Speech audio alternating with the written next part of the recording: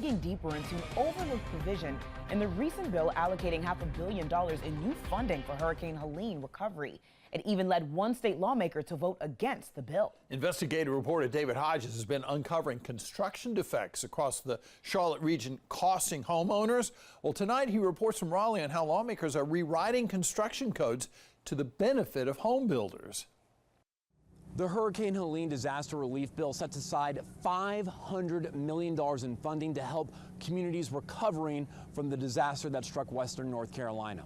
But what could be in there that is so egregious to make one lawmaker vote against the wildly popular bill?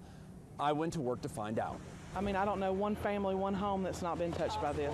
Voting against funding and resources for western North Carolina isn't easy. I know it's difficult to vote no against hurricane relief because we haven't provided nearly enough.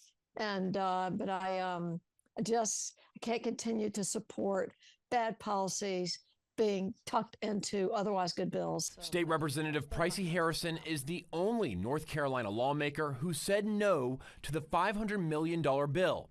That's because of an amendment that delays implementing new state building codes for at least a year. And what we've been doing for the last 15 years is continuing to roll back the safety provisions in our building codes.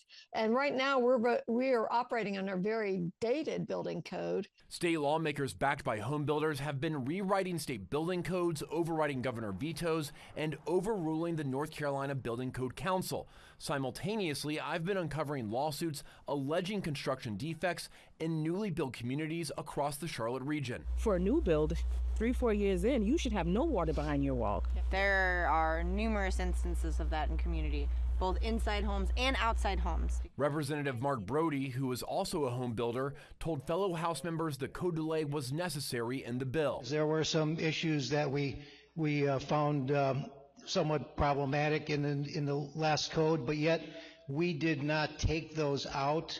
What we determined is that when the new code council is seated, that they will take them up. State Senator Tim Moffitt sponsored the amendment that Harrison voted against. He told WBTV, quote, delaying these for only a year makes a lot of sense because, he says, western North Carolina communities are rebuilding.